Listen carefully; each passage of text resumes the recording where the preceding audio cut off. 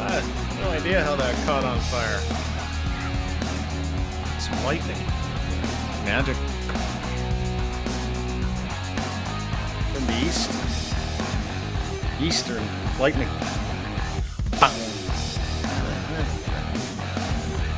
Check 1, 2. Eastern.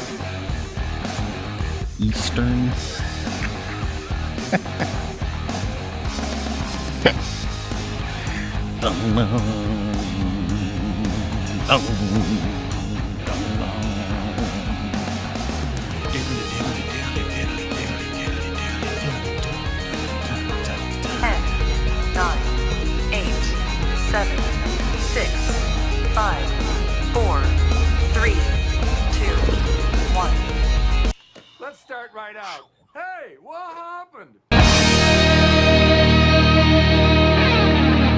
Hey, there we go. Hi, everybody. Welcome to the program. My name is Dean. We're full today. So full. Welcome to the program. Lachlan Cross from 95.7 Cruise FM in Edmonton. At Lachlan Cross on Twitter. There he is. And my man, oh, he's got a pint. Ryan Lindley, who's nursing a Ryan Coke. Present. There you go. He's got a Ryan Coke and a tumbler. It's a later edition of the program. Hi, everybody. My name is Dean. That is Ryan Lindley from the Sheeple Shepherd podcast. That is Lachlan Cross from 95.7 Cruise FM. And, of course, I'm me from here. How are you, boys? You're lubed? You're ready to drink? Locke's got good. What Bud Light is that? Which drink? How many? I had 3 pill at Army Chris's because I had to drop the kid off, the stepson off to do the first Jedi Jimmy Boba Fett podcast. He's doing the history of Boba Fett. Yep. Did he have his schwanz all like ready to go? Because he had quite the morning, I heard.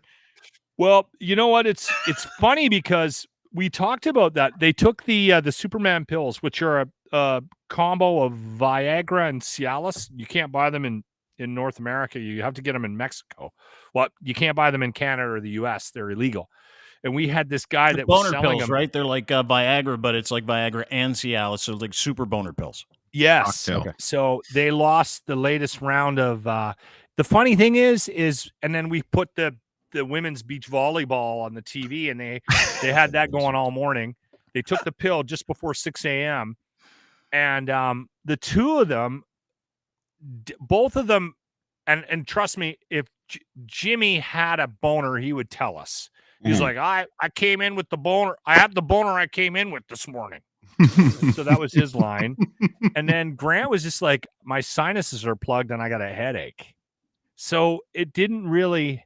And I think Grant said at one point, he said, I think you have to be in the act before you feel the effects of it. Yeah, I was going to say, you thought you might have had to like manually stimulate them to get it going, maybe. Yeah, no, I'm not going to do that during the show. No? Bluff. It's for work. It's for the show. Yeah. Everything's for the show. But somebody said, "Hey, do you have a let's headache?" be serious. Let's be serious here for a second. You are your show, and you're the guy that is always like, guys, it's for the show. You got to do it. Yes. And Jimmy's like, but Lachlan, I don't want to walk around with an egg up my asshole. And you're like, it's for the show, bro. You got to do it. And all of a sudden it comes time some guy's wiener so you can get, it's for the show. And you're like, I'm not doing that. There's a You're line. You're a hypocrite. You're a fucking radio hypocrite is what you are. Yep. There's a line, and I didn't cross it today. All about the content for Lachlan, and unless it's, Until it's about him, right? Mm-hmm. Until it's about old Locker. Then he's unbelievable. like, I'm not grabbing that guy's dick. Yeah. That's so needless to say, he's probably just waiting on the right gust of wind. And poor Army Chris is going to have to deal with that mess. So no one got a boner. No one got a boner today. It was just a pointless exercise, right? No, you made him there take was a couple of moments drugs. where Jimmy was really, really hyper focused on the beach volleyball, though. I remember at one point we were at a Christmas party, and my wife and because we get going and the drinks start flowing, and I spend a lot of time around Jimmy, so when we're out and about, quite often I'll ignore him, right? And my wife leaned in and she just said to me, she goes, Lachlan, you got to get him to stop ogling that girl. It's awkward for everybody. So he does this every once in a while. Like he'll and hyper focus on a member of the opposite sex, and that's what he was doing today with the beach volleyball. So there was a couple of awkward moments where it's like, stop that. Yeah. I'm worried about Army Chris's. Yeah. What are you worried about? Well, I had to take him right there. He didn't get to go home to. Oh, they just sent me a picture of him. Okay. Yeah. Oh, really? Yeah. Jimmy's there. Jimmy's having a good time. Do you want to see a picture of Jimmy right now at Army Chris's? This is after you fed him Super Viagra, which is illegal in Canada. You had to get it from Mexico. You want to see how he's looking right now? You want to see how your boy Jimmy's looking? This is Jimmy after you get him the Viagra. I want to see.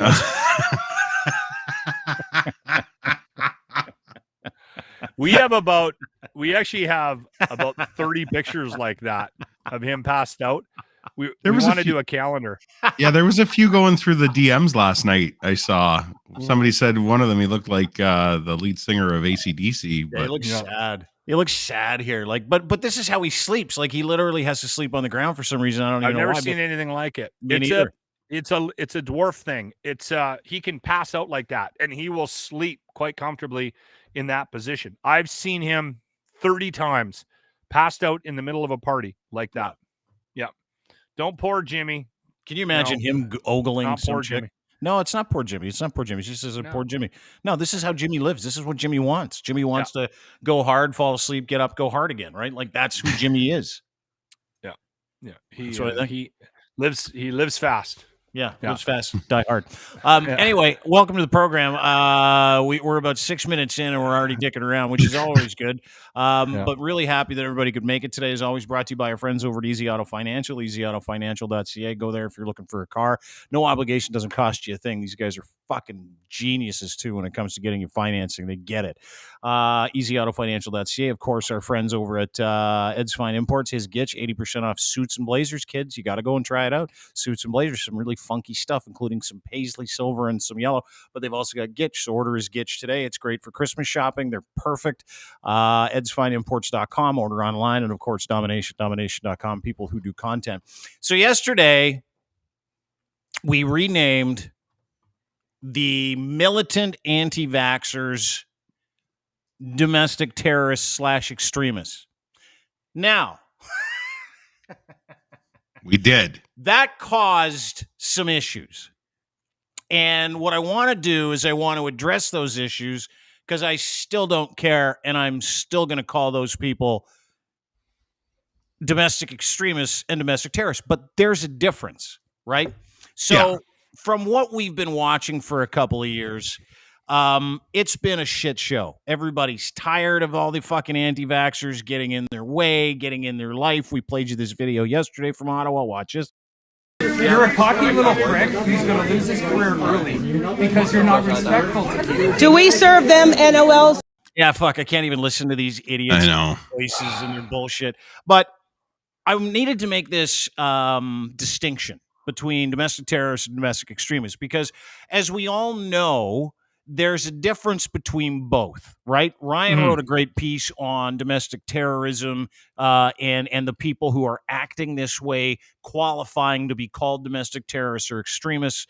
I've written a couple of posts on it, but just hear me out and walk with me down this road of trying to understand what it is that we're trying to get at.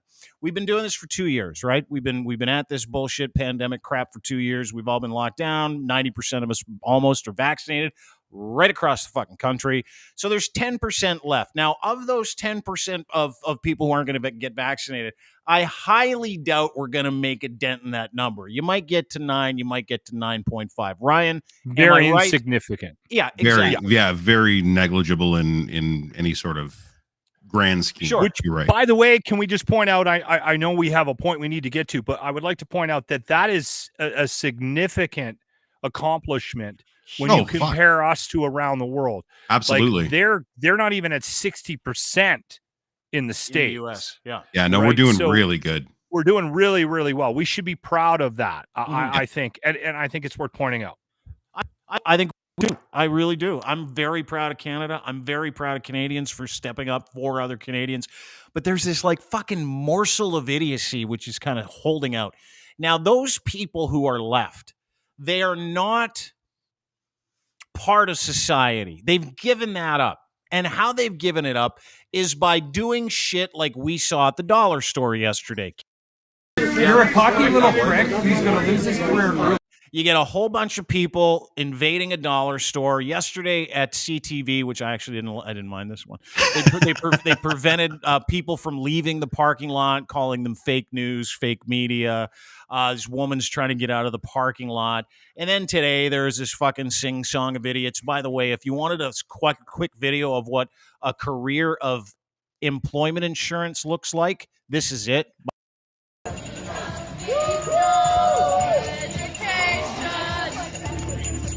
Oh yeah. Oh my God! Education. I was just going to say that education. The fucking irony in that. Do they? Hey, Do they not? We can't spell education. So those guys are standing outside of CBC and they're acting like tools and doing whatever they want. Those are domestic extremists, people that are so extreme that they want nothing to do with the society that they are part of, right? When you act out and you impinge on the freedom of other people, 90%, the vast majority, when you prevent them from getting to work, when you prevent them from going to school, when you accost kids at crosswalks, when you show up to clinics and you tell kids they'll never play hockey again because the vaccine's going to kill them, which is a lie, when you don't wear a mask and tell people they got to put up and with, nurses, when you fuck with you are a domestic fucking terrorist. If you are just simply putting information out into the ethosphere, and if you're just telling people that vaccines are deadly, you're a domestic extremist. But by perpetuating the death, injury, and sickness with which we still have to operate within as a society, as a majority, 90% of us, 90%, we don't have to put up with your fucking bullshit anymore. Therefore, you are no longer just not vaccinated, because I have friends that are just not vaccinated because of multiple reasons, some medical, some religious, which I don't buy, but they're not out there doing this stuff, right? So they're just not getting vaccinated. And I strongly disagree with them, but I'm still going to have a relationship with those people, and I'm still going to stick up for their human rights. Absolutely. Thank you for pointing that out. The ones that we're bothered by are the ones that are at the clinics telling parents, telling kids that they're never going to play hockey again. Bingo. Yeah. That their parents are trying to kill them. They're the ones that are at the mall, flipping out, getting in the face of the security of a mall, disrupting somebody's Saturday when they're just trying to do a little bit of Christmas shopping safely. Those are the assholes we're talking about. We're talking about the Chris Skies and the people that for some reason have decided to follow him and give him money. And by the way, keep giving. Yeah. Give. Open your wallets. Put that entire employment insurance check right in his pocket. Right in his pocket. He needs because he's going to spend it more wisely than you. Yep. Get yourself a swanky shirt. Yeah. He needs it. He wants it. I have met people that are vaccine hesitant, legitimately vaccine hesitant, right? And it's not because of religious purposes. It's because of where they're at in their life right now. It's because of their mistrust of the medicals, but they're not at the mall like going crazy, acting like assholes. Yeah, and that's the difference, right? Yeah, it is. And while I still think everybody, like, I had a conversation with a buddy of mine last night. He calls me and he's like, "Dude, you're like becoming the vaccine guy, right, in the country?" And I'm like, "No, I'm a fucking idiot. Like, don't I just talk to the professionals like Dr. Mario or anybody. I talk to people that are fucking absolutely deadly in their field, so I can get an absolute truth telling when we're actually talking about these subjects, right? And then I'll parrot and repeat that information after I've actually looked into it. None of those people do it. The only reason why they're still here, the only reason why which they should be, you have to brand them domestic extremists at this point, because we're there. We're there as a society. The one thing that we need to take the linchpin out of for everything to fucking fall down is saying, okay, listen, this is great. We know that you're angry. We've seen it. You've interrupted life for everybody else. You've made it impossible to eat at certain restaurants in the city. You've made it hard for people to do their jobs, hard for innocent people to get home that are dealing with the same thing you're dealing with. Because you're too dumb to understand it, you're also too dumb to understand that you're a domestic extremist. And if you're violent and if it hurts people and if that's your goal, you're a domestic terrorist. The people who are just not vaccinated, like Chris Rook, our head of production, is not vaccinated. Yep. It's And a medical situation. I am 100% okay with it. You know Absolutely. why? I spent the weekend with him a couple of weekends ago, going to the dump back and forth. Do you know He's why? he's got epilepsy, right? What is that? Is that a No, he's I got thought he- rheumatoid arthritis. rheumatoid arthritis? No, Yeah. let's go He's with got epilepsy. Is it- Yeah. Okay. It can have autoimmune issues, and that's why they're And his very, doctors- very. His doctor legitimately said, "Hey, listen, because Rook wants to get vaccinated, He's trying. Yeah. Trying and, desperately. and his doctor is like, listen, just hang on, just give us Let's a little go bit through more the time tests. until Yeah. we can figure out what the complication." It's funnier if he has epilepsy. Can I just? Yeah. Can I? You say can say that. You sure? We'll give everybody a condition. It's got Can I give you an example? Locke has consumption. I probably do. He's on mescaline powder, Okay, so cocaine. I've only tried that a couple. Yeah, of Locke's got a old-timey nasty doctor. meth habit, right? Locke's got a nasty, and he hoops it. He boofs it. He doesn't take it orally. He puts it in Gets- the hoop, right? gets- Yeah, that's Well, he good. doesn't want anybody to Get know. you done quicker. Yeah. Okay, Anyway, yeah. sorry. Go ahead.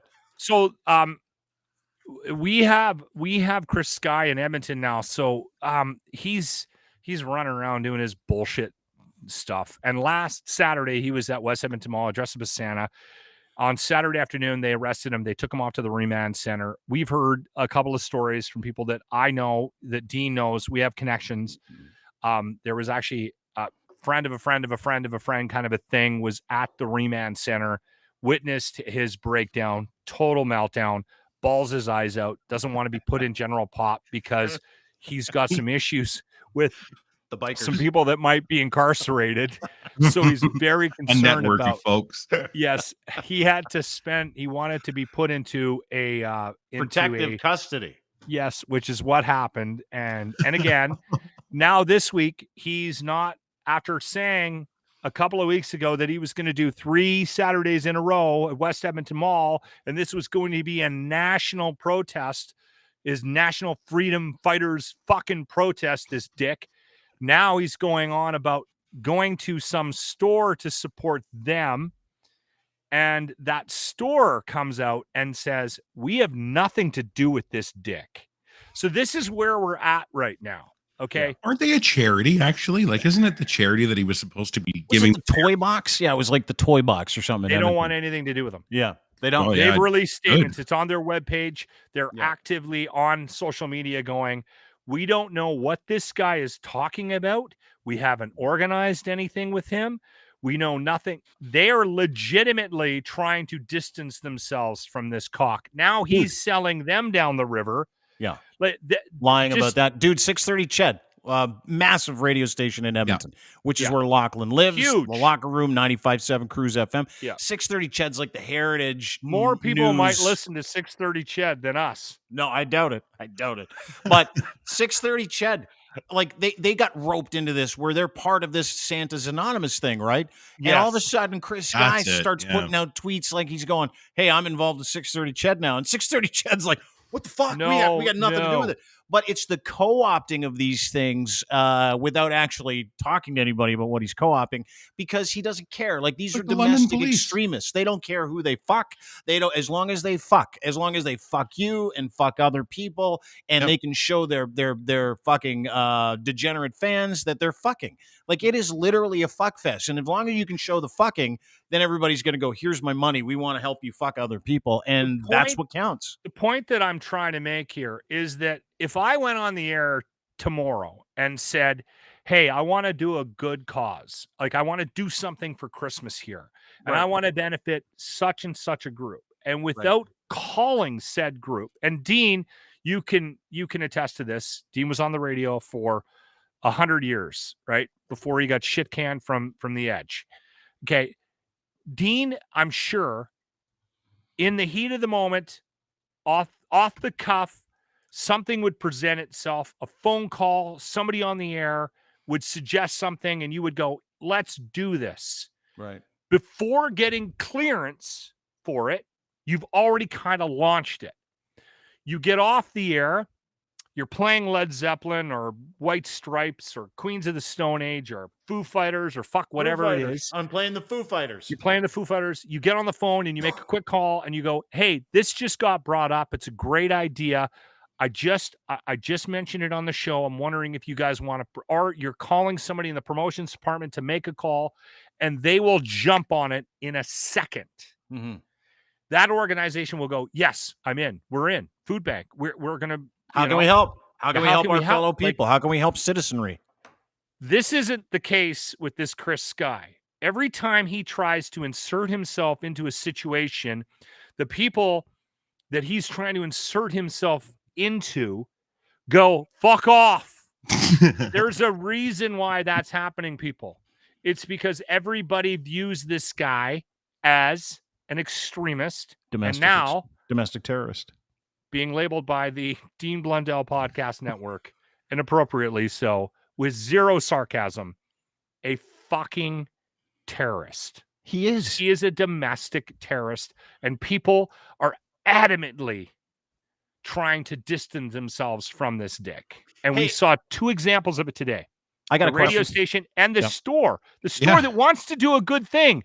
They are going out of their way to say, and then what does he do? He goes on his Twitter and sort of tries to sell this as some sort of government conspiracy against him. Of course he does. That's why he did it, dude. Like, this is the thing. He makes a mark out of this stuff. It's not like he got caught up in the moment and maybe misunderstood a conversation. He does this on purpose. He does this on purpose so he can generate revenue from it and tell everybody the government's coming after him. The government, by the way, is coming after him. This is just like this is the new evangelical preacher, like the TV evangelist. That's what it's just the new version of that. It's the same grift, it's the same lie, and they eat it up. I don't know. The interesting thing about this too is that what I've noticed is a disintegration of people's support of faith-based organizations as well. It's been awesome, hasn't it? You see the Pope came out and said premarital sex is A-okay now. Why is he doing that? You know, because they're losing fucking Did he followers. say that today? Yeah. What the fuck? What happened? Yeah. That's almost premarital like saying, sex is fine, guys. It's almost like him saying it's okay to be gay too. Yeah. Well, I put a tweet out actually. Let me pull it up really quick. I said because it made me think of it. It made me think of a fire sale. Maybe say, oh, you know what? It's time to. The collection plates are low, so. Yeah, that's exactly. I said in a bid to retain what's left of the dwindling religious crowd, starting next month, you'll get to break one commandment free per calendar year, penalty free. Some conditions apply. See your archbishop for details. Are you fucking serious? Interesting how the goalposts move when the collection plates don't fill up as fast. Hey, what month is anal?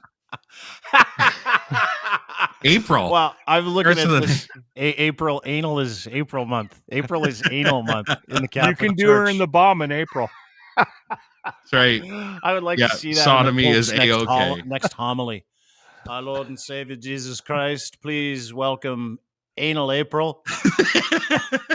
Make it easy for everybody to slip one in this month. Man. Here's the Pope. This is a picture of him holding up a thing, and he's like, Pope Francis. This is real. This is yesterday. Pope Francis says extramarital sins aren't, quote, that serious. You know why he said it? Look at him. He's pulled that out of his bum. He's going, guys, I had this in my asshole for a month, so I think we're going to just kind of give everybody a couple of strikes. So you can go ahead and put things in your anus in April, and don't even get me started on August, because that's all about docking. No, that has to be December. Docking December. There's a reason. There's a reason for that. That's right, because Lachlan sent us to do it. I don't know where you found this, hold but on. it showed up. Hang it's on. on his fucking table. DM. This showed up in my. Is this on your table? Is this yours? Is this your? Yeah, this is because you Lachlan's. sent this to me. This and is not mine. I woke up one Okay, morning hold and on. looked at it. Let me finish. I woke up one. Hang on, I just almost went full co-host. Let me finish. I saw this Okay, and James. I laughed so fucking hard for like hours in the morning. I'm like, this is the best thing I've ever seen. It's a bunch of just holding hands. That was Grant and Jimmy this morning in the studio at 95.7 Cruise FM. You're not watching this on YouTube or Twitch. Dean Blundell Show on YouTube, Dean Blundell TV on Twitch. What you're missing. It's a Santa Claus ornament. This is a Santa Claus ornament of three Santas holding hands, but the hands aren't joined. And if the light shines on it the right way, what you see is just two massive cocks trying to touch tips. That's all you see. Can I sell somebody down the river? Yeah. My buddy, Indian Al, who goes by Van City. Hold on. Who It's goes by always got a name. Goes by Van City? At Van City. He sent that to me. And he sent that to me the other day. And I saw it at like 3 o'clock in the morning when I was getting up, taking a shit before going into work. And I put that in the DMs. And then I get to work and you tweeted it. Merry Christmas. He's not denying it. Ben City is not denying it. He's not. He's like, it's That's me. hilarious. It's me. But those are two perfect cocks. Like,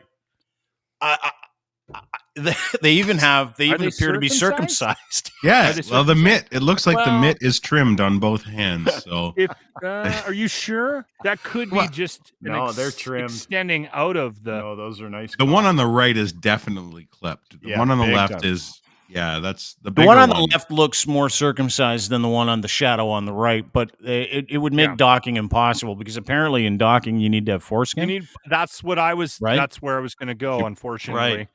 I know what docking is. Did you get an example picture of that, Dean, by any chance? Yeah, I didn't, but I got a close up of the shadow. Look at that business. I mean, You know what this is? This is actually what happened in the washroom when you met Tommy Lee. That's what's true. going on here. That This is true. Tommy's on Dean the and left, Tommy I'm Lee. on the Still, right. one of the greatest Dean Blundell stories I've ever heard is Dean Blundell getting asked by Tommy Lee if he can see his cock. That's a true story. It happened in a urinal at church bar, like almost 20 years ago. He's like, "You want to see my? Can I have a look? You want to see my dick?" And I'm like, "I guess so." I would have wanted to prepare it a little bit. Like, And Sounds like a Weinstein moment. No, you it was an were innocent. overtaken. No, It was an innocent cock showing. No, it was No, like you one were of those like overtaken really by- innocent. Hey, Is you there show an me your innocent wiener. cock too. showing? Yeah, there was. It's your that Me day. Too That was the moment. only because no, it wasn't. Tommy Lee wanted to see my dick. We were both having a piss at the same time. We were out partying that evening. We had a wonderful day. He's a good buddy of mine, and he's like, "Let me see it." And I'm like, "All right." That's what all the defendants said on the stand. let me I'm like, work. "Okay." And he looks I'm at it and he goes, Let me get it ready first. and he goes, I "Way to need a go, little bud. prep. Way to go, bud." He Way says to when go, he sees bud. it. And Nice like, I job, wanted to sport. probe. I gotta wanted go to get another probe, beer. right? Hang on. I wanted to probe with them too, Linz. I was like, what does that mean? Like, does it mean I have a normal sized penis? Does it mean like my penis is close? Because Liz, I saw his on He's TV the guru. and in person. He's the penis guru. Like, He's if you the wanna know- guru. And I'm like, what? Because he's like, way to go, bud. That's awesome. And I'm like, what does that mean? Are you just being nice? Like, is this a normal sized penis? He's like, yeah, dude, you're doing great. But I wanted to keep going. Like, I wanted to get more information right from in. him on like how many veins, See, like it's- what are the nuts like? I wanted to know. Yeah, how does It's like it look something from this light? Antiques Roadshow, like some guy Yeah. looking at it. From Antiques Roadshow. I wanted Tommy Lee to critique my dick a little bit, and I was like, it was probably a little weird if we start doing that in the urinal at church bar, right? Yeah, look, Just in case someone else might have walked been- in. Fine. A quick Like it would have been showing's fine if it was at home. I didn't even show him. He goes, "Hey, show me. What do you got?" And I'm like this. I don't know, man. I don't know. You want to see it? I don't know. And he just goes like this. Hey, bud, way to go, bud. It's awesome. It's a true story. But if I sent him Boy. this, he'd be like, yeah, Merry Christmas. He'd still be calling you. He'd still be sending you cards. I don't know Christmas. if he'd be sending me cards over that whole thing. Anyway, Good. love the Christmas stuff. You guys ready for Christmas? Are you guys doing any like family stuff for Christmas? I know Locke's going somewhere. Yeah, He's I'm going on a going trip. to my daughter. is dancing for a company in Hungary. Mm-hmm. She is a contemporary ballerina, and we plan to go spend Christmas with her. So we're flying out on Sunday. Bonzi's getting picked up at the airport tonight by Army Chris. He's staying at my place while I'm gone. You worried about it? That's the only thing I have planned is there's this huge fucking party in St. Albert that I'm going to. Yeah, me too. Me too. I heard there's an orgy. Like, you know what, guys? Honestly, I swear to God, and it sounds weird because we do this thing on a regular basis. We do this daily, and I've never met any of you guys in person, but I trust fucking Bonzi. I totally trust. The only one? No. I trust Ryan. I totally trust you. Although I don't know, you're not in a position, a life situation where I would ask you to look after my house. Yeah, no, it wouldn't. Right. It wouldn't work well. But it's like Dean. I mean, like, I'm not going to ask Dean to look after my house. I might drop my dog off. You look after the dog. I'd look after the dog too. Yeah, for sure. Too. I would totally dog sit. If you said to me, "Hey, Dean," because I've got like a home thing, right? Like I like being in and around my space. So if you said to me, "Hey, Dean, you want to come stay with me?" I would say, "You got 48 hours." It's my rule for everybody because I get so fucking sick of people within 48 hours that I can't be with anybody. Like I never get sick of my kids, never get sick of doing this. But I imagine if you guys were in my presence for literally 2 straight days, I would be like, "Hey, you know what? I'm not good." So, and then the other thing is when someone says, "Come and stay at my house," I'm like, "No, I don't want to stay at your house. I'd rather stay in a fucking hotel." Yeah. I don't want to touch other people's shit and have them think I'm looking around, and you know what I mean. Like it's very much the same way. Yeah. Like when how much prep, like how much hiding and hiding prep are you going to have to do before you guys leave? Like how many things do you need to hide? I'm not that weird. They show up on our I don't have like double-sided dildos I need to hide or anything. Like I'm not like those are out in the open. No. I don't like, are you going to clean up your search history before you leave? Because he's probably going to use your computer. You're going to do that? No, I don't need to worry about that. No. Any bum cream in the cupboard? Yeah. Like, because he's going to go through your medicine cabinet. Do you have like antifungal cream in there that he'd look at and tell people about? I don't have any weird. The only real drug I have is alcohol. Yeah. No, I don't really have anything weird like that. What are you going to do with the booze? Because you know Bonzi's trying to quit drinking. Are you going to hide the booze? Like you're? Well, shit. I have a lick. He's not into the hard booze, is he? I think he's into whatever. I don't know. He's a wine guy. Like wine and He's a wine guy. I could be wrong. And you guys could correct me, but I think Bonzi needs outside influence to go on a bender. I don't think so. We've heard stories about some hard days that he's had where I think what the dominoes, like, to get that going. And again, I don't want to like talk on a school. I get it. I don't know anything about diagnose him. Alcoholism, but I think he needs to be something needs to precipitate a bender, right? Coke? So if he gets going on something, I think he might go on a roll. And then if he drank all the booze in my house, what? I don't drink hard booze, so we have a liquor cabinet full of hard booze that we never touch. Literally, I still have a bottle of rum from Cuba that we bought. Right? Like really? I don't. Yeah. Like 5-6 years old. We don't touch hard booze. I drink beer and wine, dude. I'm going to tell you something. I never understood anybody that could keep liquor in their house. We can't.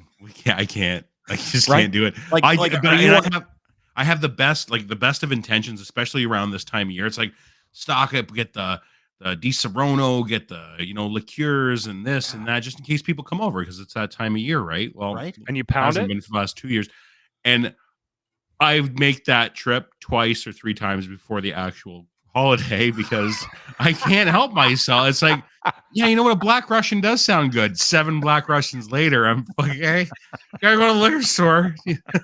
Or out of vodka. No, man. So I have to be very. I have to wait right to the end to do it. Yeah. Beer lasts the longest in this house unless it's like the summertime. Really? Yeah, I'm a hard liquor guy. Ashley doesn't drink. She's like a 1 or 2 bottles of like Moscato wine a year drinker. Yeah, Oh, she dude. smokes like a fucking champion though. So like it's she got something, which is great. Doesn't need it. No.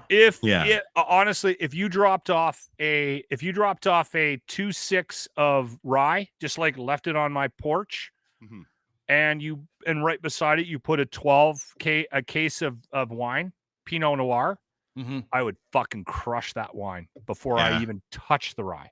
You're serious, eh? Yeah, that's fucking 100%. wild. Because you know what I thought? Because maybe this is the mind of an alcoholic. As everybody knows, I don't drink. Everybody knows that I quit drinking 4 years ago because I couldn't stop drinking, and I was like, I gotta have another drink because I got a headache, and I gotta get a circle of booze. I used to call it. Can't get out of the circle of booze. Like when you're hungover and then you transfer your hangover to another drunk. Is like I'm in the circle of booze. Don't bug me. I'm there. And when you get out of the circle of booze, you're like, what gets me faster back into the circle of booze? It ain't 17 beers. I get full before I get drunk. Yeah. Right. Like that was my problem. Is like I didn't drink because I love the taste of vodka soda because it tastes like shit, right? Like I didn't love the taste of beer because nobody does other than Lachlan. But at the same time, I know you do. I do love beer too. But it was like I never drank for that purpose, right? So booze never kind of hung around the house, and I couldn't keep it in the house. And I'd be like, I thought I had 2 bottles. So what I started doing, because I'm smart, is I would I'd go for 1 bottle, I'd buy 2, hide the 1 so that I could be pleasantly surprised when I ran out of the 1 when I'd remember I'd have 2. The problem is sometimes I was drinking so much I couldn't remember where I would hide those ones. So as a good alcoholic, what I would do, and I'll tell you through this, is a fucking great story. I bought an extra phone. Burner. Walter White phone. You know what the phone was for? It was just a flip phone. I got it for free. Booze delivery. I could call it, and I would listen for where I hid the booze the night before. God, are you fucking serious? Yeah, was that a problem? Why? Red flag? That's a lot of technology for a fucking bottle of booze. Yeah, it was my burner phone so I could find the bottle of booze that I hid the night before when I was drunk. Holy shit. And then when I moved out of that house, I found like 5 or 6 full bottles of booze where I'm like, holy fuck, I outsmarted myself. That's like, amazing. Because I wanted to be able to keep booze in the house, but because I drank it at such a fucking punishing rate, I could never keep it in the house. And I would see people, and I never understood that, right? Like I would see people with their booze in the house, and I go, how do you keep and I never asked because that was like saying, hey, bud, I'm an alcoholic. That's a red flag. Let's talk. How do you guys keep booze in the house? Everybody's like, fucking, someone keep an eye on him. Yes, he is a mess. Can you move him to the other room? Yeah. It's fucking fascinating, isn't it? Funny. Jimmy. I thought you were going to say you had an extra phone, like a burner phone to phone like the booze delivery, and your name, like it didn't come up Dean Blundell on the phone. Right. Like, oh, Miguel Jorge's calling again. He's got to get him another bottle of vodka. Your buddy Army Chris, who's raging, he says, that's next level. You're my hero. I'm like, oh my God, maybe I did have a problem. Maybe it was a bad thing. Jimmy came into work one day and he was distraught. And we always know when something's going on. And finally, I think I've told this story before, but I'll tell it again. So we're on the air and I'm like, what's going on? What's thank you. I'm like, what's going on, buddy? He's like, I went out last night for shrimp night with Bill Ross. You've never told this what? story. What happened? He came back to the apartment. I'm like, he came back. He's at the apartment. He's there now. And this is all on the air. Yeah. And he's like, I got up this morning and he pissed in the closet. So he got up in the middle of the night, so fucking hammered, couldn't find the bathroom, pissed all over Jimmy's shoes. And he was passed out on the floor. And he had fucking stayed. Jimmy went to bed. He's like, I got to get up in the morning. I'm going to bed. You fucking take care of yourself. This guy stayed up and drank everything Jimmy had in the house. Oh my God. Everything. He drank there was a couple of bottles. Jimmy had 2 or 3 bottles of hard liquor. Yeah. And he had a 15 pack with a couple missing in the fridge. And this fucking guy sat and crushed it all. That's some degenerate shit. And I was like, was he okay? And Jimmy's like, I don't know. And literally he left. He was what am I, a paramedic? Fucking passed out in the middle of the floor. Yeah, I would personally say that's a red flag. Might be. I would say, hey, maybe his buddy has a problem. He loves shrimp way too much, and loves alcohol too much. He's a crustacean. I've never seen anyone get excited for all you can eat shrimp, but Jimmy just verified that story. We got Jimmy that. just He's verified the story. listening, It's legit. Yeah, it is. Yeah. He said he did it. Yeah, he absolutely story is legit. We It's were just talking about verified. whether or not he was dead. I have a question for you guys. Okay. You're going to drink a lot over the holidays. You guys know people that drink a lot over the holidays. Would you say anything to somebody if you saw some of those red flags? Like, No. Are you the kind of guys that will go up to somebody? Because this happens a lot over Christmas. I don't know if you know this. Most people go to rehab in the month of January. Like 80% of people go to. So, like, there's a lot of conversations that happen over Christmas. And by the way, here's another thing. Liver disease during the pandemic has gone up 3 times. Legitimately. Alcoholism is killing 40%. Like it went up like 42%. The cases of liver failure, liver disease in Alberta went up. Maybe it was just Alberta. Yeah, that stands to reason. I'm sure they kept the number on the higher side for the country. Yeah, Alberta doing their part. Saskatchewan, Manitoba for sure. Northern we carry the load here, Ryan. Thank you. We're doing the bulk of the work in the Army. Chris is like, yeah, but don't try and keep pace with me. He says no. But are you guys going to say? Would you say anything, or are you the kind of people that are like, hey, listen, this is not my barbecue. As shitty as those people seem to be doing, maybe I'll say something. No, we've had issues in the past with certain family members, and we've had hard conversations, and that's something that just doesn't go away. So we just stopped having the conversations, and whatever. It's not my issue. Yeah. No, it's not. No. Sorry. I like if they asked for help or whatever, I'd totally help if that was the case, but I'm not going out of my way. I got my own problems. Fuck off. Look at him as he takes another drink. Another pull. Hey, this is Dean Blundell After Dark, boys. We're getting shitty today. Would you say something to somebody if they were like fucking face down every night, wasted, family, that kind of stuff? I'm getting something, but I just want to know. I've had some friends that have had.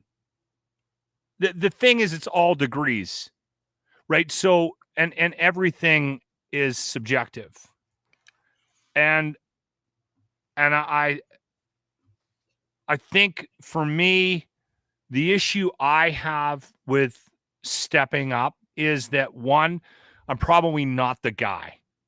Like if you're doing a intervention, like if you're having an intervention and you show up with me and my friends, you're probably going to start laughing. Yeah, I'd feel kind of hypocritical. I do get what you're saying. You're right. So, I would feel like a little bit of a hypocrite if I was standing there with a rum and eggnog telling you've got a fucking problem. I got to tell you a quick story about that. So Johnny Knoxville I'm interviewing a few years ago, and Steve-O at the same time. And it was after Steve-O got sober, and he's like, bro, you know how fucked it is when the guy leading your intervention, like how fucked I was when the guy leading my intervention was fucking Knoxville? Like, how fucked is that? Steve-O, we need you to sit down. Well, that's just it. If I start, hey, listen, we need to talk. If that's the first words out of my mouth, and you legitimately have a concern, I don't know what kind of ground we're going to be able to cover. Well, you know what I think it's like? I think if you sat down with somebody, podcast, I got to walk to the fridge to get a beer, and I brought two with me. Ashley brought me my second one, but it's different. It's different, and I'll tell you why it's different. Because I think if someone like you, who has 48 beers every 2 weeks, at least, if someone like you, we've been bringing that number down, walks up to somebody and goes, "Hey, listen, you've got a problem." You know what? I would look, if I was that person and you told me and I knew about how you consumed, I would go, fuck, if he's telling me I got a problem, I am fucked. Like, I'm going to listen to this guy. Seriously, I think you've got more skin in the game than you realize, because you just love beer. You're not an alcoholic. You have a point, because, and if it's coming from somebody like you, Dean, it may come across as like, oh, he's being preachy about fucking not drinking because he's fucking and here's sober. The thing. Do you want my answer to that question? I wouldn't say a fucking word to anybody. I know, but I'm saying the perception between the two. When it like the severity, somebody would think that somebody that's gone through recovery might be a little more sensitive to, somebody having 4 drinks in a night. It like, that's just kind of the thought. But somebody like Locke comes up to you and says, buddy, are you okay? Like, I can still smell last night's beer on you, and you're asking me if I'm okay. There must be a problem. The irony, though, of Dean's statement about not helping or not saying anything is that, this is the experience that I have, is that I think most people, when they reach a point where they realize that they need help, will reach out, right? Okay, Van City. I was hanging out with in Van City's heydays, right? And Van City. Yeah, he just commented, I drank like a killer. Locker's seen it. That's your guy, right? I used to hang out. I used to drink with him, and he used to put me to shame. He was a killer drinker. Now, Van City is in Vancouver right now and has a great life. And we've talked multiple times. We don't need to get into, any details about his life, but he's doing very, very well, but reached a point, and we've talked about it. And I know what that point was, and he hasn't had a drink.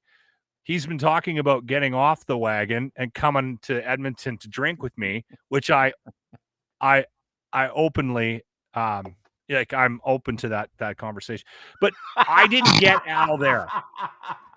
I'm open to the conversation of bringing this guy back from alcohol. Oh, Al was a fucking great drinker. Welcome back. My friends miss me, dude. Like, I got phone calls every year. We would do a Christmas thing, and for the last 4 years, I'm not doing the Christmas thing. And they're looking at me like, do you want to go bowling? And I'm like, yeah, sure. So we go bowling every year, and they get drunk at bowling, and I'll smoke a bowl after, and we'll all go out and have a good time. But it's like, it's different, because when someone says to me, and I'm lucky enough to work with guys that are trying to get their shit together, right? Like, I enjoy that part of my life. But I've never, and I would never go up to someone and go, come here, you've got a problem. Because it's not up for any one of us to tell someone. No. Like, that's why. It feels very uncomfortable. Here's the thing. You're never going to convince someone that they've got a problem. Like, they have to get to a point where they go, I'm fucked. Like, that's the only thing that fixed me. And it wasn't that I'm fucked like I'm an alcoholic. It was like, I'm fucked because I have no idea how to handle life. Like, I've got no idea how to handle bad things. And you got to get there on your own. Yeah. And so Lachlan, Ryan, Dean, none of us are getting you there. And anybody comes up to you and they go, hey, you got a problem. I would fully expect them to go, you know what? I'm going to punch you in the fucking face for telling me you have a problem when you don't know me. Right? Yeah. Or you don't know what's going on in here. You don't know what I'm dealing with. Yeah. And so now, because I live this life, I get people that come to me and say, hey, I've got an issue, or I want some help, or can you point me in the right direction? My pleasure to do it. But I go even extra. Like, I work with a couple of guys, and I said to one guy yesterday in a meeting, I'm like, hey, listen, if you got an issue, you got to deal with your issue. You got to own your issue. It's not like, he goes, well, why aren't you calling me every day? And I'm like, I don't fucking do that. Like, it's not up to me to make any, and it's not up to you to make someone sober. It's not up to someone else to check their drinking or check their behavior or check what it is. It's going to be a fucking hard year for a lot of people around this Christmas, because we've never drank more. We've never been more pissed off as a society. Yeah. And until the person that has the problem goes, you know what, I need some help, you're not going to do anything for them other than piss them off. I know that because I was that guy. Like, all that is you getting in the way of their medicine. That's all that is. And you might actually be interrupting any chance that they have of getting any help as well. Because the way I'm wired, like, we talk, and I'll a bit of a callback here to the earlier conversation we were having. I have had I get people that send me notes all the time. Hey, great podcast. Love your show. I listen to the Locker Room. I listen to the Dean Blundell podcast, and I'm always appreciative. Don't get me wrong. I'm always really appreciative of those comments, right? Mm-hmm. And I try to respond to everybody that reaches out to me on social media. But and this is going to say a lot about me and my personality, and people are probably going to judge me, and that's okay. Let's move forward, Locke. I will, for sure. When I get complaints and people don't like me, I enjoy that more. Yeah. Yeah, you have that personality. It's great. You have that. You want confrontation. I live for it. Just you're like a whirlwind. I'm sorry. I live you for can it. judge me, but I had somebody go off on me on text today, and I was way more excited about the fact that we had this angry texter today than I was about the person that told me that how great the show is. And listen, I don't want to tell you that I'm not trying to do a good show for the people that enjoy it, but I get a charge out of that. And that same type of personality, I think that's an addiction thing. Mm-hmm. It just doesn't work for me to come and try to get me help, or, hey, Lachlan, do you want to talk? No, fuck off. I'm going to deal with this on my own. Do you know what I mean? Yeah. My wife has learned this about me, right? Yeah. Like, it's you tell her just, fuck off when she asks how you're doing. No, not. Is that what you technically do? That's what you said. You know what? And I love that, because like every guy I talk to says the same thing. They'll relive like an argument they had with their wife, and they'll be like, and I'm like this, and I'm like this, and I'm like, and then I go, did you really say that to her? And they're like, no, but I fucking thought it. No, that was in the shower. I said it. I'm a total pussy with my wife. You kidding me? She fucking runs this house. I don't mean to interrupt. No, but that's my point. My point is that the type of personalities you're dealing with that have a problem with this, that have a problem with Coke, that have a problem with whatever it is, it's difficult to approach them because they don't approach life the same way, right? Dude, it's different than that. Even it legitimately is. And if you asked a former addict, if you asked an alcoholic or former alcoholic or recovered alcoholic or a current one, if you ask them, why are you doing this? Like, why are you getting mad at me for trying to help you? Or why are you getting mad at me for being concerned for your life because you're always drunk? The answer is the same for every single person. And the answer is because I'm sick. I need the medicine to feel better. It literally makes you feel better. Like the very I mean, there's so many days where I remember sitting in the shower, hungover, like with these end of the 30s, early 40s. My hangovers are like fucking criminal hangovers, like nuclear, where right in the front of your forehead, and you're like shaking, and you're like, why do I do this to me? Yeah, and you're like, then you're down and you're depressed and you're sad and all that shit. You can't puke because you're too dehydrated. Yeah, you're just right. Even it's so much fun last night. I can't fucking remember anything. And I remember there was one morning where I'm like, God, please, like I was praying, crying, like I need to stop. I can't figure out a way to stop and get my fucking life in order and be normal, and I just want to be a normal person. I would say that to myself all the time. And I'd get out of the shower, I'd wipe myself down, clean myself up, and I'd be like, thank God I got booze in the house so I can get through this. A little better now. I should probably have a drink. So I'd phone the burner phone, look for the fucking bottle. Like it's literally in the toilet. I put it behind in the toilet tank. I tried. We had one of those tankless toilets because we had a fancy bathroom, and I'm like, fuck, there's no place to use. That's a great. You killed one great hiding spot. Yeah, I sure did. Yeah, it was a great hiding spot. Did you ever pour booze in the to-go container on the way into work? No, never. Never. No, I never seen that this thing. I wasn't one of those drinkers. Like I never was a drinker that drank during the day. I was a functional alcoholic. I would only drink on weekends until I started working at the Fan. Then I would drink every night because the idea of going in to hanging out with a bunch of sports donkeys wasn't my idea of fun. And, I'm like, oh, fuck, I can't wait to get a drink. So then I would start drinking in the evening when I was at the Fan. And that was it. Like, and then as soon as I left the Fan, it was like full on. It was like, there's no reason to get up. No, like I can have a hangover. I can sleep till 2:00 in the morning or 2:00 in the afternoon. But then I forgot, I've got kids. I got to do that too. So there was like this thing where you're like, nah, it's not part of my life. Like I cannot functionally, figure out life if I've got this thing in front of me. And then I had to go deal with all the other shit, which is a lifelong thing, which everybody will deal with, but everybody's going to be struggling this Christmas. Right. But did you have to get there on your own? Oh, totally. Yeah, exactly. Totally. So you can put a bow on it, right? Yes. And I think that's a good thing to say, because I definitely want to be the guy that helps somebody that needs help, right? Like I want to be that guy, but I'm also well aware of the fact that you gotta get there on your own. Totally. And I told my wife that about smoking because she wanted me to quit smoking. I started late in life. I didn't start smoking till I was 17, 18. I smoked hard until I was 28. And then I had my first kid. Then I really wanted to quit. I quit for 3 years cold turkey, started again when I was on my own in Winnipeg. And then it took me another like almost 10 years to quit. Mm-hmm. And I kept telling my wife, I'm not going to quit because of you. I'm sorry. I love you. You're awesome. But if you keep fucking bringing this up, I'm going to smoke more. I'm like that too. It's like someone telling you what to do is like death. I fucking hate to be that guy. Yeah, I'm going to have 2 smokes.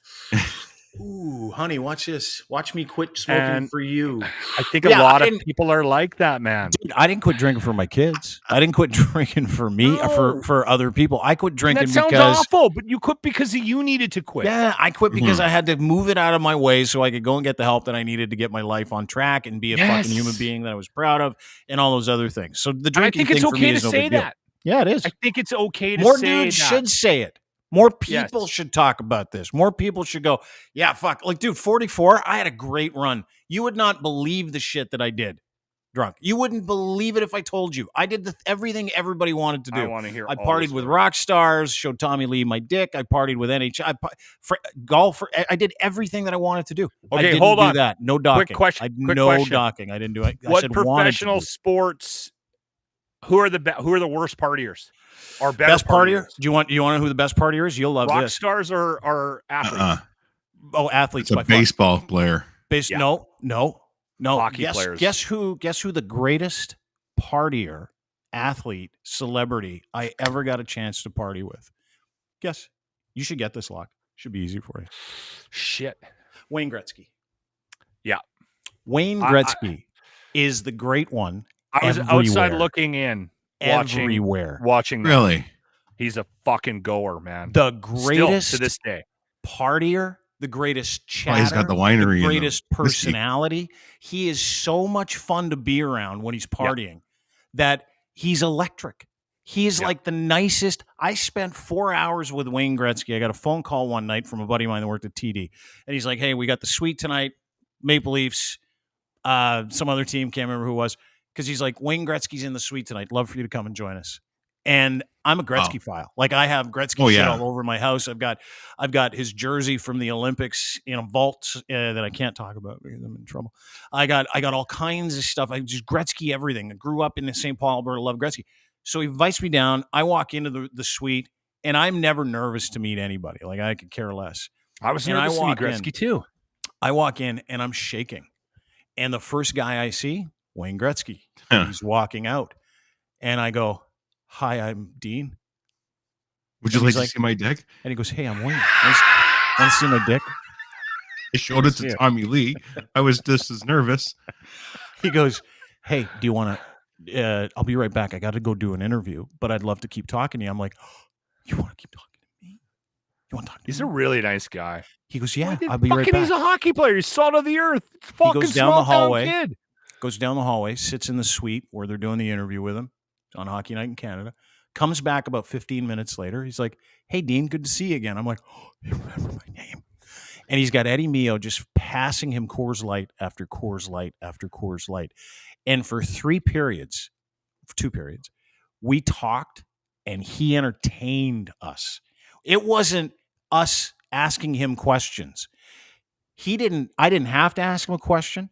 Yeah. We talked about people that he played with in the 80s, like Yaroslav Pozar and Lee Fogelin. And he's like, "Oh my God, I can't believe you brought up those names. This guy's here, that guy's there. You want to know about this guy? It's incredible. This guy's..." And then he would tell stories about Ace Bailey, who unfortunately crashed in the 9/11 plane attack, and growing up and what his dad was like and pushing him and how much he loved his family and how much he genuinely, like we were talking about other players that he played with that were scrubs. And he's like, "Oh no, I really enjoyed that guy." He wouldn't shit talk anybody. Not only did he not shit talk anybody, Wayne Gretzky legitimately entertained me and my friends. We had 2 guys with me and treated us like human beings for 2 straight periods, then invited us out to the Royal York where we all went and got smashed, where he bought everybody drinks and talked to everybody and introduced himself. Ryan, and I've heard beer lots of after stories like beer this. after beer after beer, and was so coherent. Then the next day, I go and meet him at another event. There might have and been he's some like, help there. And he's like, how you doing? I go, I'm Dean. Last night was great. He goes, yeah, it was a lot of fun. And then he turned around. He's like, oh, I remember that. Yeah, we did have a good time. We had a great time. He goes, we're going to do that again. And he was lovely. Legitimately, Wayne Gretzky was the greatest time I have ever had partying. And I didn't even drink.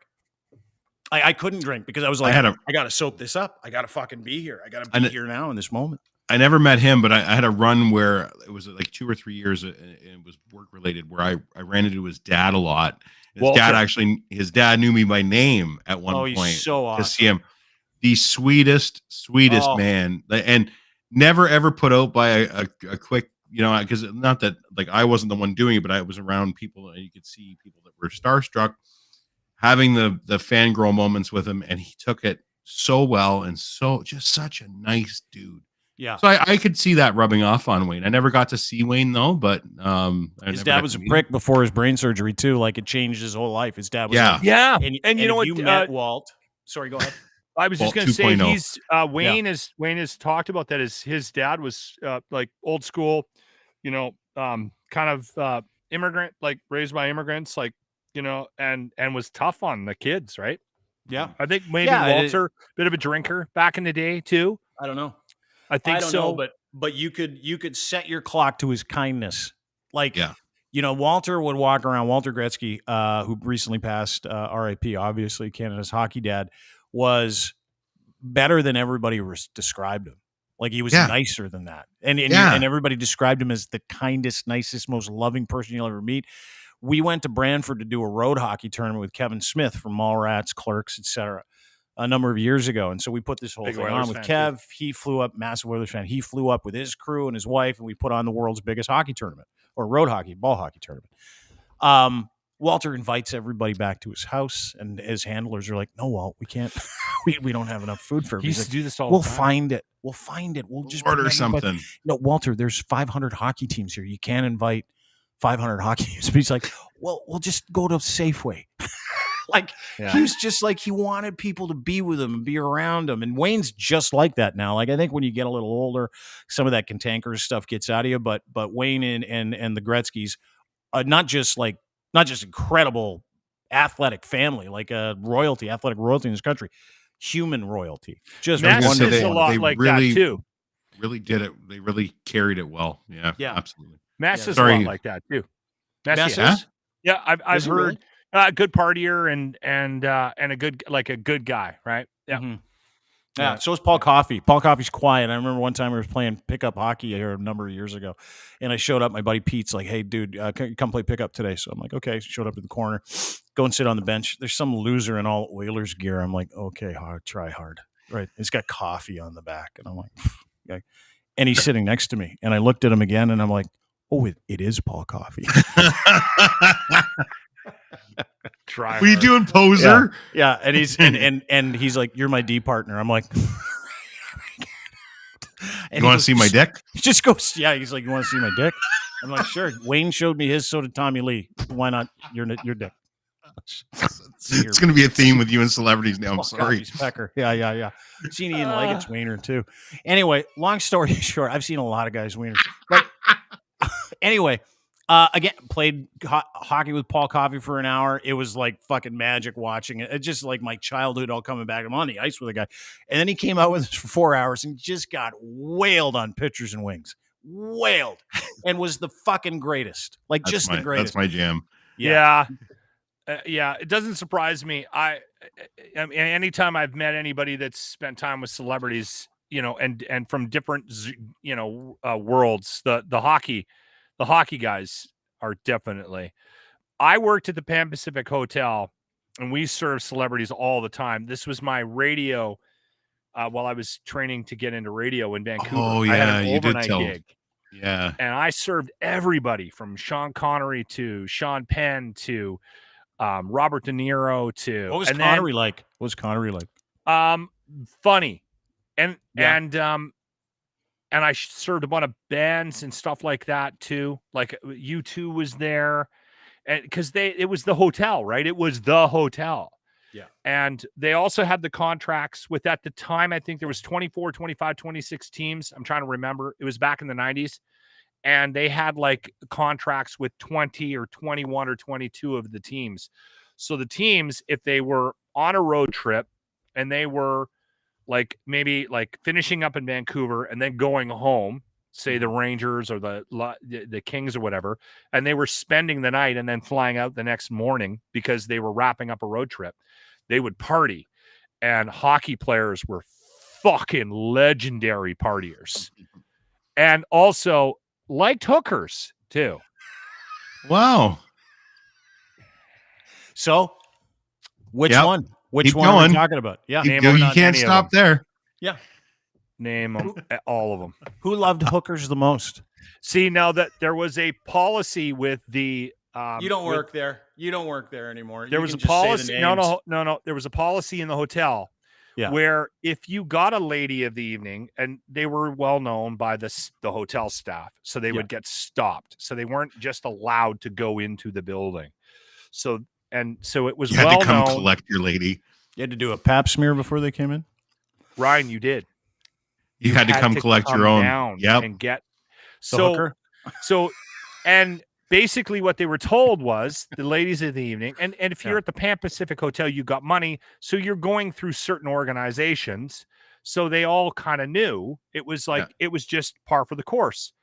If you're going to go meet somebody, a John at the hotel, you would stop at the front desk. The front desk would call up to the room, and there was two choices. Either the bell desk would escort the lady to the room, or you had to come down and get them.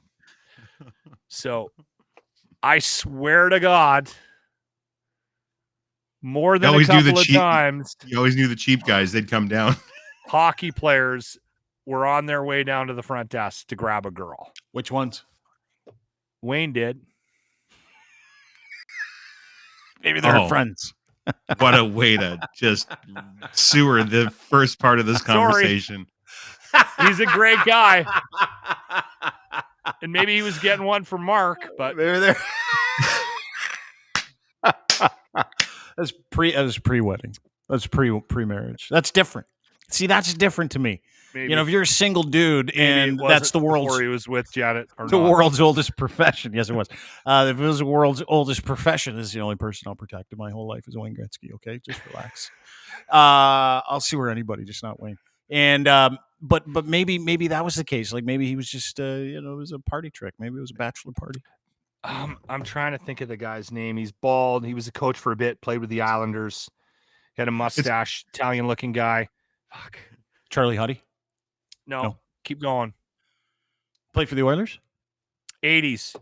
Played with the 80s Islanders. Islanders. Ended up coaching. Oh, Trottier. Yeah, Brian Trottier. Yeah. This is my most memorable serving a hockey player. So do you want some Trottier music? And we'll play you out with it. We'll do some Trottier music. Play some Trottier music. Okay, so Brian Trottier calls me up. And again, I knew all these people's names, right? Because I was like one of the only white kids in that building. I mean, it was all Filipinos, right? Or it was the gay community from Vancouver, because that's who dominated the service industry. They threw me on overnights, and so I would know who celebrities were in town. So I would see their names, or I would know their fake names because everybody in the building knew who their fake names were, and I would I'll serve them. So I got to serve a lot of these people because they weren't well known to the rest of the staff that I worked with. So I get a call in the middle of the night, and it's Brian Trottier's room, and they want burgers, and I get on the phone, and the guy's clearly drunk. It's Brian Trottier's clearly hammered. And he's like, we want some burgers. What's your name? And I went, Lachlan. He goes, what the fuck? What's that? What kind of name is that? I went, Lachlan. I don't know. What's my name? And he goes, where are you from? And I went, Yak. And he goes, what the fuck? So he orders, he had he ordered 3 burgers. And I go to the room and I knock on the door. They all got sweets, right? They got money. And I open the door, and he opens the door, and he's standing there, and he's literally like wobbly. Just wobbly. And he's in his underwear. Yeah. And there's 2 guys, rookies, passed out. Literally fucking done. And he's standing there and wanted to have a conversation with me. I think I was in the room for like 15, 20 minutes. No he shit. He just wanted to chat because he had outdrank the other 2 fuckers. Ordered them. Did you show him your dick? No, didn't. We didn't do the dick thing. Well, he was in his underwear. I had to ask. I'm sorry. We didn't show each other's dicks. But yeah. And the 2 guys didn't even move. They were out cold. He had totally drank them under the table. Funny. And he was ordering food to get them up. So that guy's won 6 Stanley Cups. 6 Stanley Cups. Holy shit. Yeah, 6. He was at the end of his career. He was. I'm trying to remember who he was playing for. Somebody will know. No, he was with Colorado. He was with Colorado. Was it Colorado? Yeah, I'm pretty sure. And looked like he had a dad bod. Like like he didn't look like a hockey player. None of them do. None of them do. You see, I remember seeing Wayne Gretzky with a shirt off at a hotel like years ago, and I'm like, when he played, because we were staying at the same hotel as my family when we were actually in Calgary one year staying at a hotel, and Wayne Gretzky was in the hot tub, and I was so scared I didn't go by, and he gets out of the hot tub. I'm like, oh my god, my dad's in better shape than Wayne Gretzky. Yeah, exactly. And then the next night he went out and had 4.9, 2 goals, 2 assists, and I'm like, yeah. How can he do that with that dad body? That is fucking believable. Well, and he probably went out that night. Baseball players and killed 12 Coors Light too. Wild. Yeah, for sure he did. God, what a great guy. Best night of my life, Wayne Gretzky. Yeah. Best celebrity you'll ever meet. Yeah, without question. Anyway, boys, thanks for doing this. Appreciate it. Like the Christmas music? I like the late show. This was nice. This felt good. I'm always a little bit self-conscious about drinking for the 1 o'clock starts. Yeah, right. Feels better right now. That's why I feel so loose after my. I know. When I come upstairs, Merry Christmas, everybody. With 3 or 4 empties at 2:30 or 3 o'clock in the afternoon, there's judgment. School buses driving by. There shouldn't be judgment. You know what? Let me talk to Deb. I'll call you tonight. I'll talk to Deb. That'll never happen.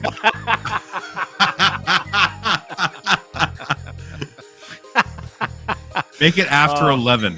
Yeah. Your phone after 11. Hey, honey, have you got a minute? Dean wants to talk to you about my alcoholism. Have you got a minute? I'm just going to be downstairs. You want to take this? Are you one of those guys, too, that when you hand the phone to her, you talk to her a little bit where you're like, here you go. He says it's fine. He says I'm not an alcoholic. It's Bonzi. He's fine. We're going to let him stay in the house. It's okay. Here. Talk to him. Yeah. Talk to him. You'll like him. I promise you'll like him. You'll love him. Everyone loves Bonzi. That's right. Everybody loves Bonzi until he house sits for you and has an orgy in the basement. You have no fucking clue how much I'm looking forward to this. Ryan, don't even go there. You know he's a good guy. He's gonna treat my house with respect. There's how you call you know how you say he is the just unintended content that he is? Yes. Yeah. Shit follows people like him. Yeah. And it won't be intentional. It won't, but it will be noteworthy and show worthy for the entire time you're gone. I can't wait. It's gonna be amazing. All right. Yeah, I'm excited too. Yeah. I'm not. Have a great day, everybody. That's Ryan Lindley from the Sheeple Shepherd podcast. Is where you can find him. Sheep Shepherd. Yeah. Did you say good night? I said good night. Oh, good night. Good day. Good night. That's Ryan Lindley at Ryan Lindley on Twitter. My friend Lachlan Cross. Merry Christmas to him as well. You can find him at Lachlan Cross on Twitter. Also, you can find Lachlan at 95.7 Cruise FM every weekday morning, broadcasting live up until Friday, until he goes on vacation. By the way, back end of December. I'll report from the World Juniors because I'm here in Edmonton. You gonna go to them? I might go to a game. I might grab tickets and go to a game. How could you should? not? You love the juniors too. It'd be amazing. I fucking love the World Juniors. Yeah. Oh, I tried to get accreditation, but they ignored me. What's that, Ryan? I was going to say, speaking of just in case I don't see you guys tomorrow, did you see the price of the fucking CFL Grey Cup tickets in my city? Strangely, no. Yeah. Well, guess what? The lowest I can find these fucking tickets for now are like between $500 and $1,000 you know what, for shit seats. Dude, it's a game. It's a game. It's the Grey Cup. It's a party. You want to go? I can't believe they're so expensive. Now I'm with you. Now I'm with you, Dean. It's like, it's fucking CFL. What the fuck are you guys thinking? Right. It should be $70 tops for like box. Dude, the Arkells are performing. And the Lumineers. Lumineers and Arkells. Fuck, if it was in Edmonton, we'd get Trooper. So you guys, dude, it's the Canada. It's Canada's so housebound. If it wasn't so close to Toronto, you guys wouldn't be getting the Lumineers and you wouldn't be getting the Arkells. You'd be getting fucking Trooper or BTO. Just so you know, I would rather have Trooper, Streetheart, or BTO than the Arkells or the Lumineers. Yeah, the Arkells are the Arkells are Toronto's house band. Like, it's Hamilton's house band. No, it's Ontario's house band. It's almost like Canada's house band. They're fantastic. No, they're terrible. And I'll tell you, no, I cannot stand them.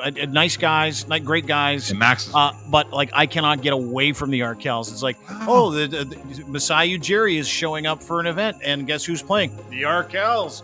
Oh, look at that. Kyle Dubas, the general manager for the Leafs. He's got a point. Guess who's playing? The Arkells. Oh, the CFL, Grey Cup, Hamilton, Winnipeg. Guess who's playing? The Arkells. It's like fucking anytime these guys get a chance to fucking be seen, they are. And you know what? Here's the thing: is I have a problem with it. I'm not giving him credit. I have a problem with it. And you know why I have a problem with it? Because it's insider bullshit. Like Kyle Dubas and Masai Ujiri and Nick Nurse are like best friends with the Arkells. So who do you think gets all the corporate MLSE gigs? The Arkells. It's the most fucked thing I've ever seen in my life. Route. Every time I turn around and there's like some kind of community building sports enterprise where a professional sports team gets. You know what? They do. I'm sure they do. I've seen them 500 times on television this year alone. Yeah. And I'm like, oh look, the Arkells. Bring back the fucking headstones. Fuck Tom. Where are you, Tom? Fucking Junkhouse needs to come back. Junkhouse, yeah, that would be a good one. Oh my God. Yeah. Danny, where's the fucking Watchman? Come on, boys. Where's the Watchman? That's a fucking band. That's a the Big Wreck, Ian Thornley, fucking a real Ian musician. Thornley would be How about that? Ian How about Thornley you put him did the division, the division final. He did. Yeah. And they should have him do the fucking Grey Cup instead of the fucking Canada's house band show too. He's too good looking though. That's the problem I have with Ian. Yeah, he's the best. He's too sexy. I can't have him on TV when my wife's around. You want to see his dick? See? That's called callback. You meet him. But yeah, I just wanted to bring that up about the price of the fucking tickets. I was dying. Oh, suck it up and go to the game. Oh, he's not going to the game for it then. Can I ask you a question?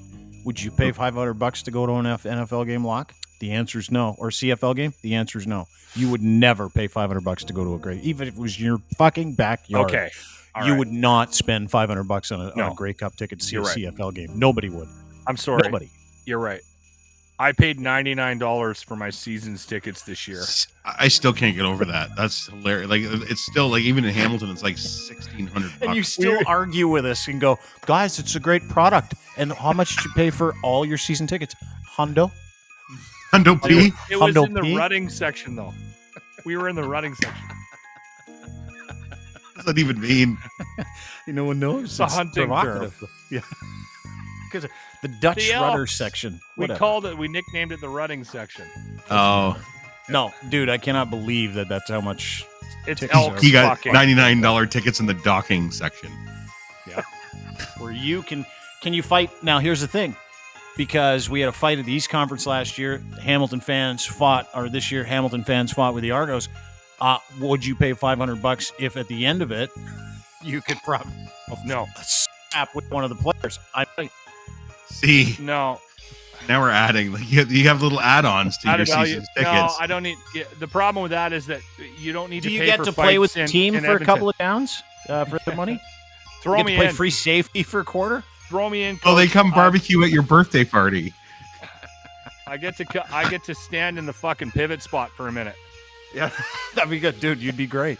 You might even connect on a couple of Fucking passes. right. It's just the CFL. Honestly, I would have thrown more touchdown passes than the Elks this year if you would have put me in full time. I don't want to get hit, but I would have fucking completed more passes. Our NFL blogger, Ray Rout. Quote, I'm so looking forward to the Grey Cup this weekend. Who needs the Bears and Packers? Hey, anyway, that's it. Hey, it's the CFL. It's the Grey Cup. All 7 of us are going to have a great time watching it. So shut up. Yeah. That riot after is going to be crazy. Both people will get arrested. Yep. They might flip a garbage can or two. Yeah, hey, I'll be back in the new year, guys. All right. Well, towards the end of this year. Are you not here tomorrow?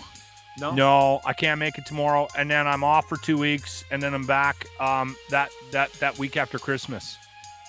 You gotta do a hit from Budapest. I might try to jump on, although the look I got from my wife when I said, "Hey, I might jump on and do a couple of hits with the podcast." Okay, Dean will talk to her about it tonight. Yeah, we'll do that. I'll hook you guys up on the phone. Please send me your phone number. Send me your wife's digits. I'll have a chat with her. Hey, Deb, it's Dean. Hi, how are you? Yeah, couple things. Locke's coming on the show while you're on your fucking vacation overseas, and he does not have a drinking problem. So let him drink. Have a great day. Bye. Listen, you know what? I'll sign off like this. See ya, Toots.